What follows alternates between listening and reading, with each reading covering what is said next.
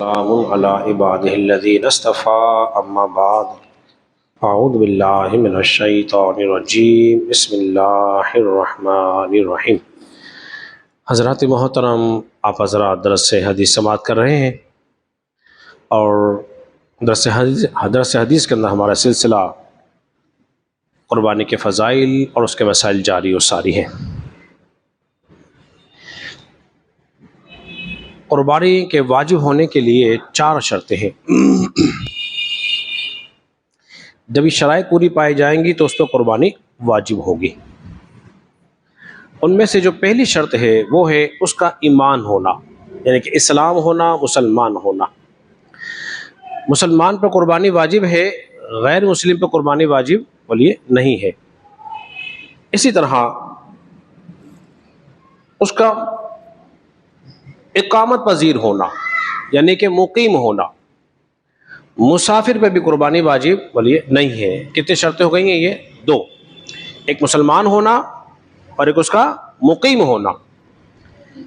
तीसरा है माली के निसाब होना। इस माली के निसाब से मुराद वो है जिसपे सदका फितर वाजिब होता है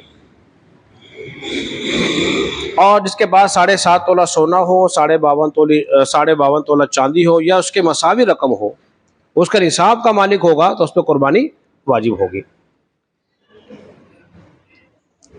और चौथी शर्त है आज़ाद होना। गुलाम पर भी क़ुरबानी वाजिब नहीं, क्योंकि अब इस दुनिया में गुलाम बाकी रहे ही नहीं।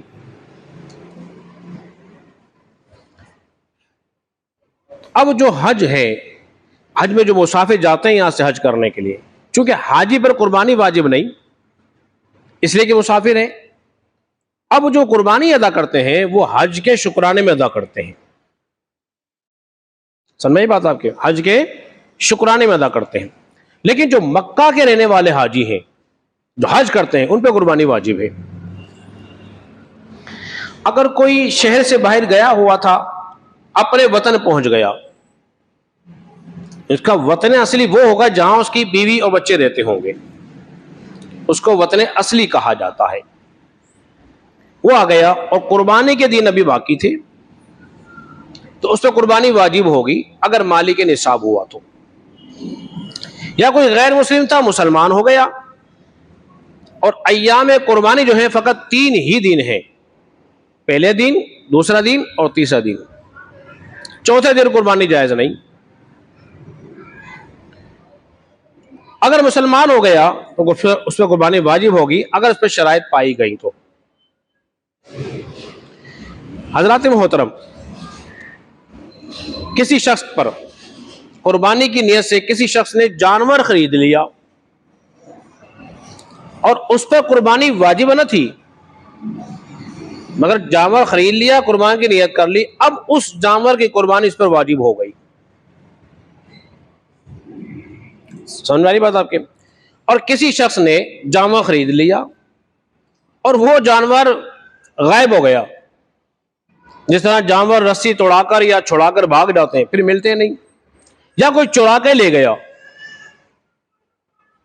अब चूंकि उसका माल निसाब से हो गया कम, अब उसे वाजिब नहीं है कि वो नया जानवर खरीदे और खरीद के क़ुरबानी करे, उस पर वाजिब नहीं है। अब मैं मिसाल दे रहा हूं ताकि आप समझ जाएं। फर्ज कर लीजिए साहिब निसाब 1,30,000 रुपए में होता है, फर्ज कर लीजिए, और उसने 30,000 का बकरा खरीद लिया। कितने बाकी पैसे बचे उसके पास? 1,00,000 रुपए। अब चूंकि बकरा जो खरीदा तो उसका माल निसाब से हो गया बोलिए कम, और ये बकरा हो गया गायब। अब वो मालिक निसाब नहीं रहा। जब मालिक निसाब नहीं रहा उस पर क़ुरबानी भी नहीं रही। समझ बात आपके? और अगर वो मिल गया, कौन सा जानवर? वही जानवर, फर्ज कर लीजिए दूसरे दिन ही मिल गया क़ुरबानी के, पहला दिन, दूसरा दिन और तीसरे दिन वो जानवर मिल गया। अब चूंकि मालिक निसाब नहीं रहा, इस जानवर की क़ुरबानी इस पर वाजिब नहीं, इस जानवर की क़ुरबानी इस पर वाजिब बोलिए नहीं है। क़ुरबानी की 3 किस्में हैं। बस आखिरी बात फिर अपनी गुफ्तगू खत्म करता हूं। शरायत भी बता दी मैंने, अब इसकी किस्में भी जान लीजिए। या तो गनी पर वाजिब हो या फ़कीर पे वाजिब हो, दोनों पर वाजिब हो। पहली किस्म ये है। दूसरी किस्म इसकी ये है कि फ़कीर पे वाजिब हो और गनी पे वाजिब ना हो। अब सूरत क्या है, गनी और फ़कीर यानी कि मालदार और फ़कीर ने मन्नत मान ली, ए अल्लाह का तूने मेरा फुना काम कर दिया तो फिर मैं तेरे लिए एक बकरी, बकरा, गाय, दुम्बा, भेड़ जिसकी कुर्बानी हो सकती है वो करूंगा। अब इसकी कुर्बानी करना वाजिब, चाहे वो गरीब हो चाहे अमीर हो, चूंकि मन्नत मान ली।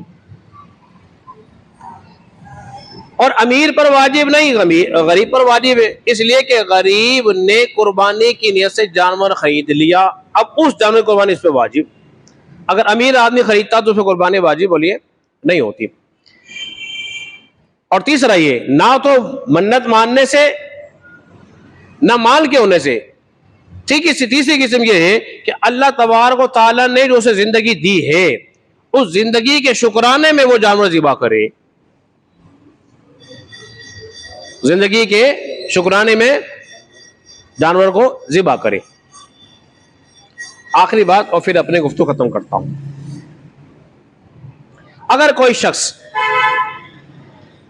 हिस्सा मिला रहा है, भाई अभी बोले नहीं, मेहरबानी कर ले, अगर कोई शख्स हिस्सा मिला रहा है, ख्याल रखे कि उस हिस्से में कोई भी बद मजहब जिसका अकीदा कुफरिया हो उसको शामिल ना होने दे, और जिसका अकीदा कुफरिया हो वो शामिल से हो गया तो किसी की भी कुर्बानी अदा बोलिए नहीं होगी, किसी की कुर्बानी बोलिए नहीं होगी। ना तो अल्लाह का गुस्ताख हो, ना फरिश्तों का हो, ना सहाबा का हो, ना अहले बैत का हो, ना अमीर माविया का हो, गुस्ताख किसी का भी नहीं होना चाहिए।